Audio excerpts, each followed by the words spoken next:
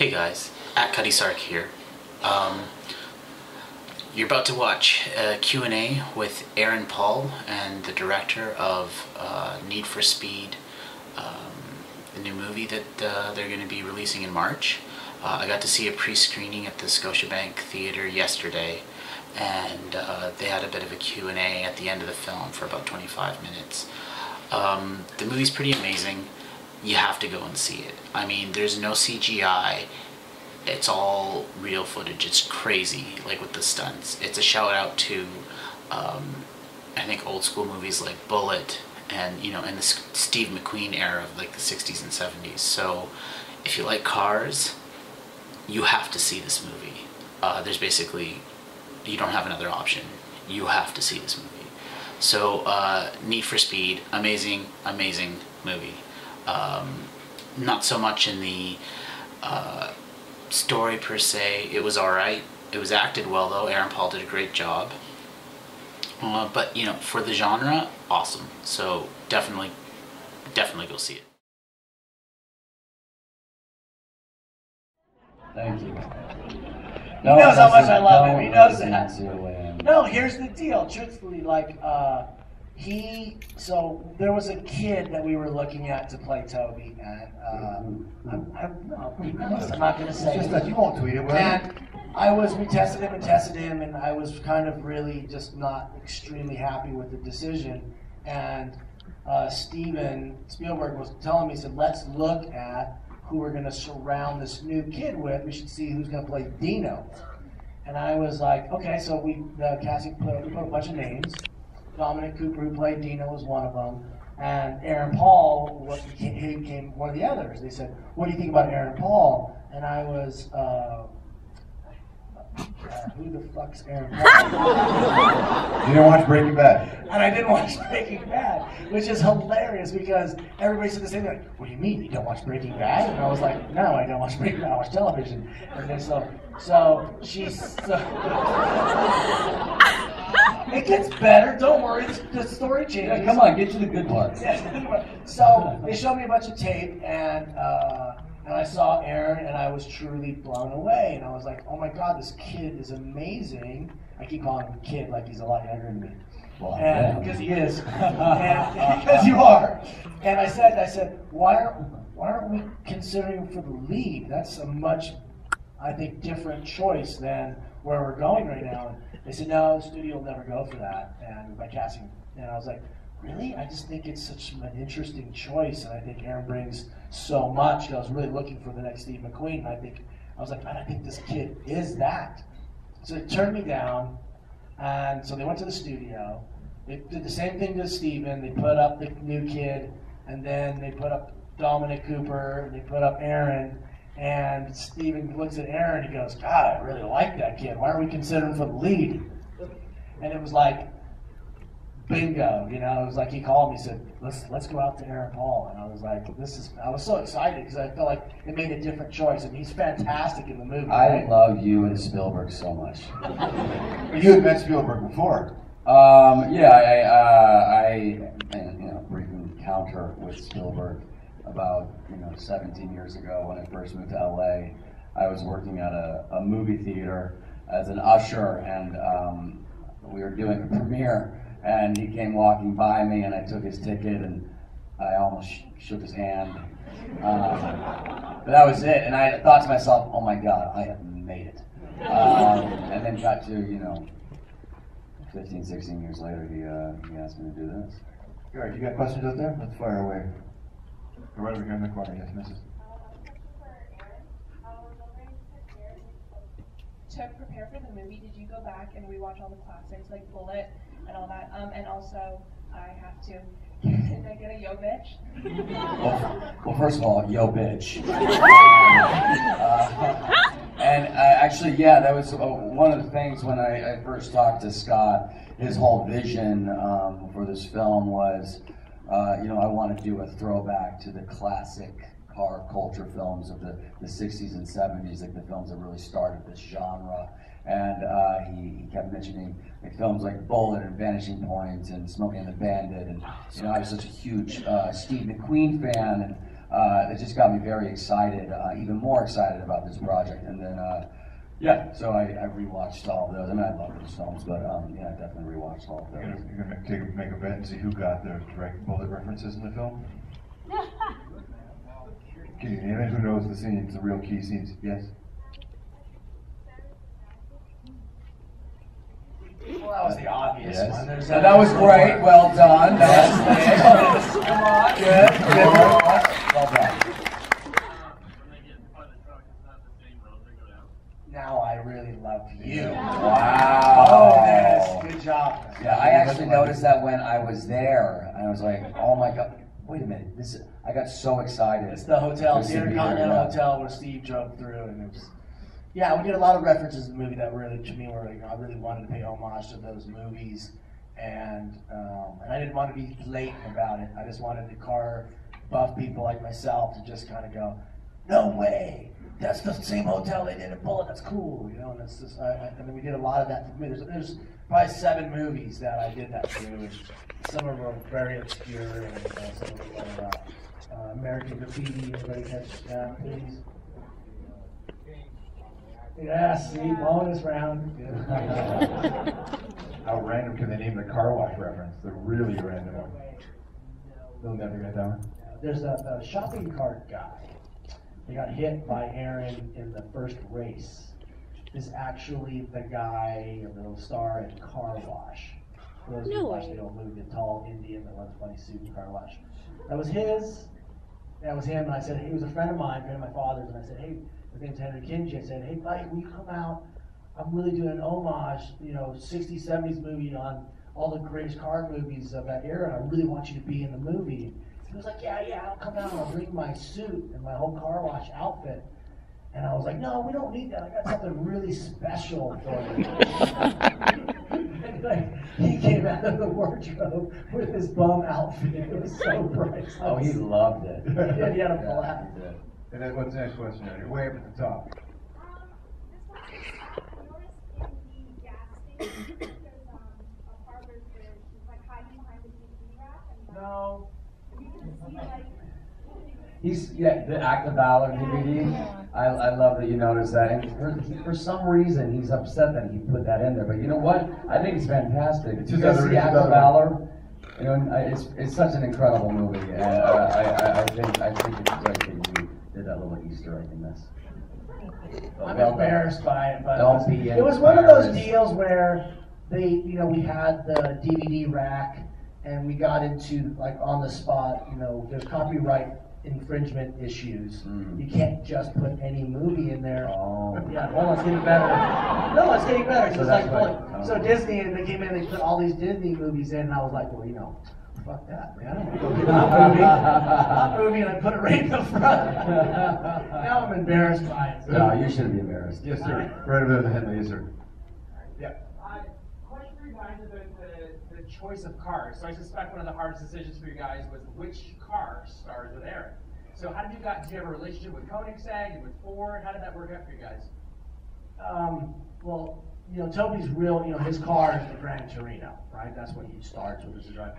And yeah, we spent a lot of time really trying to figure out, I wanted to find a car that was super cool, but that really wasn't known too well in that world. Because normally it's the Goat, it's the Camaro, it's the Mustang, but really the Gran Torino has always been kind of a sleeper. And I thought, Toby's character really kind of is that guy. He doesn't like to follow mainstream and really wants a car that's his. So that's how we picked the Gran Torino. The Koenigsegg is definitely one of the lead cars in the video game. So we paid respects to them on that, which I liked it because I think on our side of the world we don't really have many Koenigsegg's, and I think it's cool because we all know the Lamborghinis and all that, but the Koenigsegg is such a rarity. And for us, the Mustang, I think personally, just for myself, it's the most iconic car in any film culture movie, and you can never deny the scene with Steve McQueen in Bullet. And it's the coolest car movie of all time, and I thought nothing better than to have hopefully the new Steve McQueen in the same car. That's how we How does that feel? I mean, it feels. You still like me now? Yeah. I wanted that Gran Torino so bad. Him and I were fighting over it the entire shoot. Neither of us got it. You fought it as Spielberg drove away. Yeah, Spielberg's driving him now. Yes, sir, right here. Remember the end of Breaking Bad when you're driving in the car? You driving into this movie? I was. That was really Vince Gilligan, our creator of Breaking Bad, and Scott got together and planned it out. I figured, yeah. Yeah. I'm glad you noticed that. Theater ain't bitch! You couldn't tell it was really the Gran Torino. It was just kind of hidden. Yeah. Right there. I want you to stand up and ask questions so we can see you. Yes, you, Mrs. in the front with the phone. Yeah. Hi. Oh, I love you. What was your favorite scene to film and why? Oh, the partner almost hit him. Actually, the scene where I almost hit Scott was pretty great to film. Actually, I don't know. All of it was so. It was such a crazy ride the entire time. But I mean, I don't know how they even.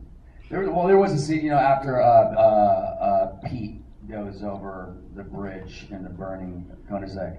There was a scene where I flip around and I'm driving back to Pete, and I have to slam the brakes, use the e-brake, and just slide at the camera. Scott was holding the camera, and he wanted me to get within like inches of the camera during the slide, which obviously was kind of scary for obvious reasons because I didn't want to kill him. But he just kept saying, you got to get closer, because the first time I stopped like 10, 15 feet away It was from him. 15, he whipped out, whisked out. And then the next time I got about maybe 6 feet, and he's like, I need you inches away from this lens. And he's like, if you hit me, don't worry about it, I'll just roll over the car. That did not make me feel any better. And so I'm like, all right, I'm just gonna go for it. And then the third take, I got within like this far. it was really funny because after the third take, he's coming at me, and I'm behind the camera, and I'm thinking to myself, I'm going, no joke, like about 70 miles an hour because I have to get it going so fast to get it to slide. Like, anyways, go ahead. and I heard him shift, and I was like, oh fuck, he's coming in really fast. And I was like, maybe I shouldn't have motivated him like that. So he comes in, I'm holding on to the camera, and he comes sliding at me, and I'm thinking to myself, oh shit. And I'm like, I'm not gonna move. And I swear to you, I closed my eyes. I was like, ow! I'm waiting for the fucking and it hit me right, and the tires screeched, and then they stopped, and I did that. I opened my eyes, and he was like 2 inches from the camera, right? I'm like, did I get it? And I had no idea. And everybody's screaming, I'm like, I didn't see a damn thing. I closed my eyes. Let's go up top there in the red shirt.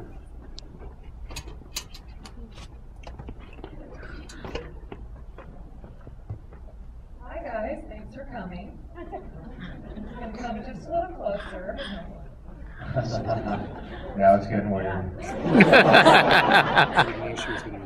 So my question for Aaron, what was it about this script that you decided to do? I mean, this has to be your first big movie since Breaking Bad, and with everything that would come across your desk from the success of that show, how did you shoot this movie, and what was that process for you?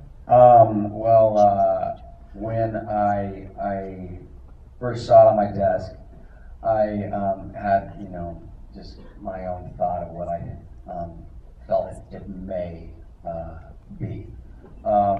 I started reading it, and then I was so excited about the characters that I started to really invest in. I really loved the story, and it was just such a fun ride. There's a real great story behind all of these cars and these characters, and it's very story-driven, character-driven. But once I got on the phone with Scott, and like I said before, this whole vision of the film was he wanted to do a throwback to the classic car films that really started this genre, and that's what really sold me on it. And then I just trusted in this guy, and he made it happen. One thing you said when you were on our show today was that as much as you loved the Breaking Bad experience, it was just so draining to be Jessie.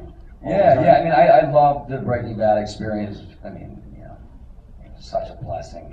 But it was exhausting for all of us involved. And so I definitely wanted to do something that was just opposite of Breaking Bad, opposite of Jesse Pinkman. And I wanted to do something that was just fun. And this was that. It was a great movie. I really enjoyed it. I'm not a gearhead or anything. And Aaron, I don't know how much of a gearhead you were. How much training did you have to do to actually do some of these moves? And what was the hardest move to master when you're driving, other than not hitting stop? Right. I did drive before this film, but nothing like this. That was another thing that Scott made sure that I knew. He's like, listen, if you want to do this film, I'm going to need you to be able to drive, and I'm going to need you to be able to get on a track and do really months of training. And that just got me even more excited. He's like, I don't want to lie to the audience. Every single stunt in this film was practical. Nothing was CGI, which you never see anymore. So, I mean, great, good job, buddy. I mean, he just really pulled it off, and I mean, just he wanted the audience to see.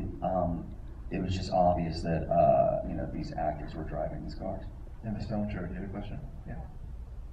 So all of the characters in the movie seem like absolutely nuts, and I was just wondering if, like, the cast and crew, like back behind the scenes, were there any shenanigans that happened and you probably guys got into? Yes. Next question. No, we had the best time, especially the boys, the Marshall Motor boys. I mean, to this day, we hang out, and I love those guys. But yeah, there was some late night shenanigans.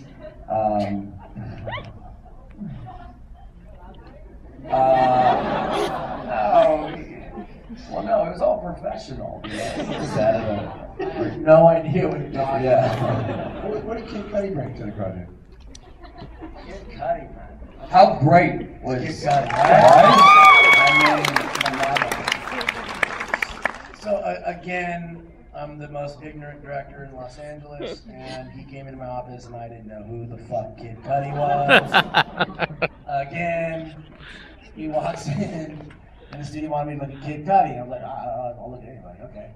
And he comes in and he reads, and he was fantastic.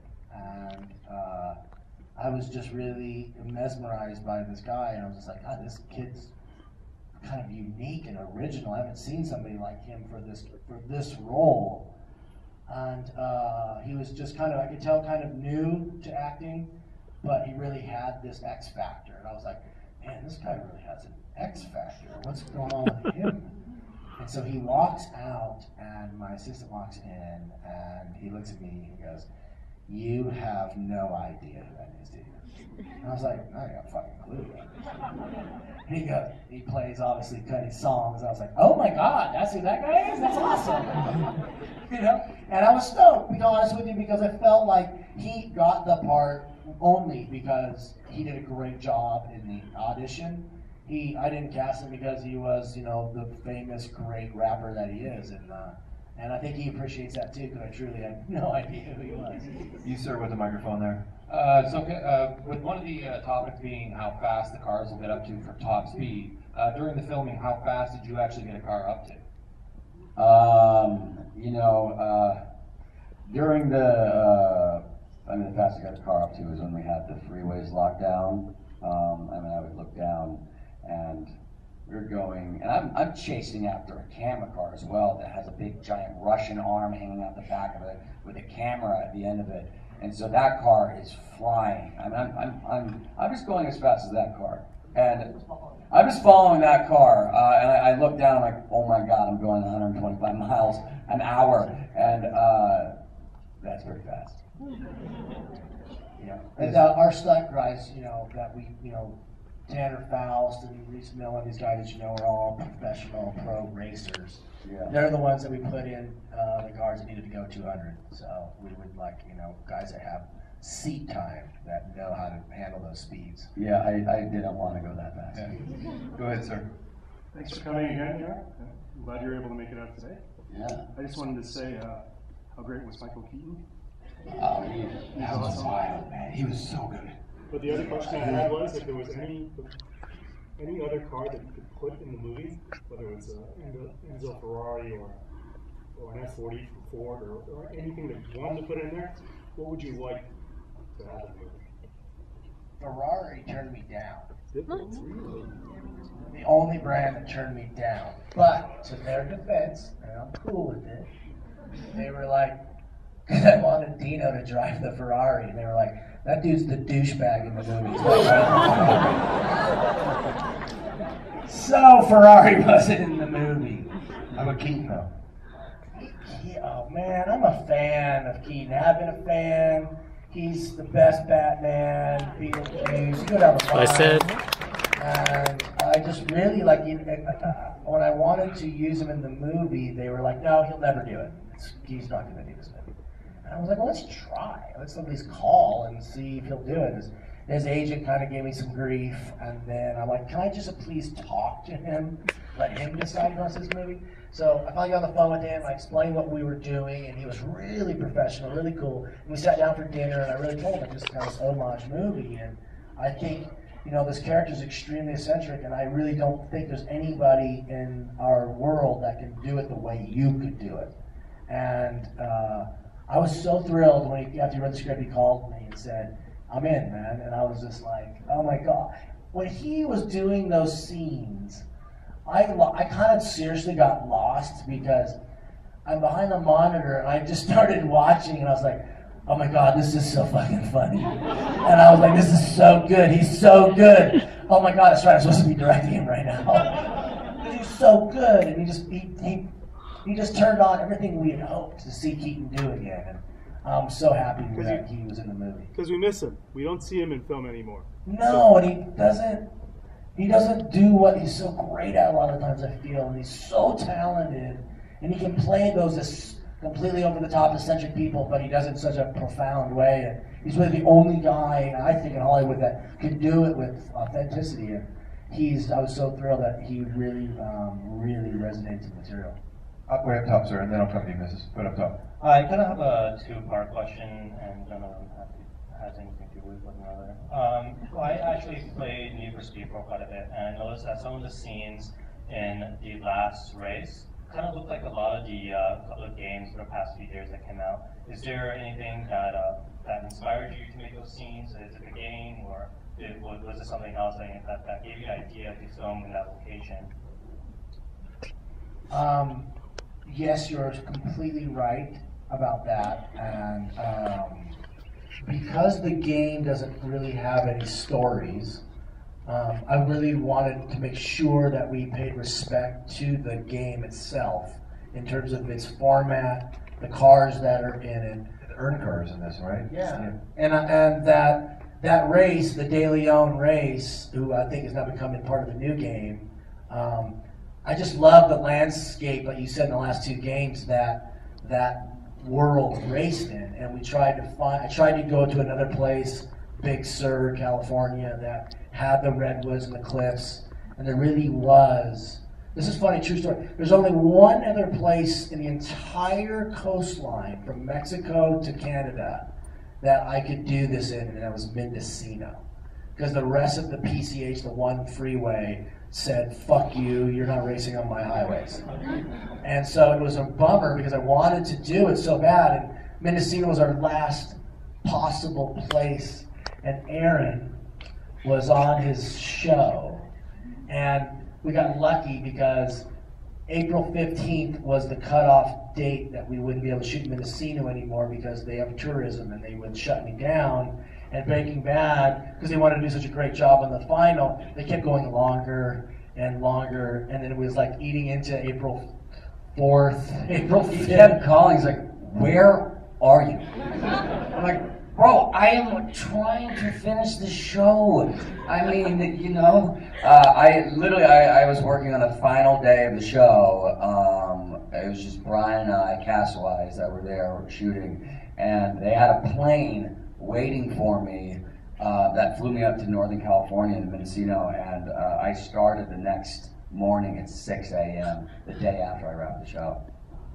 Do you feel like you had to, one time was it, that's an interesting headspace to jump from the end of something so important in your life and start something else?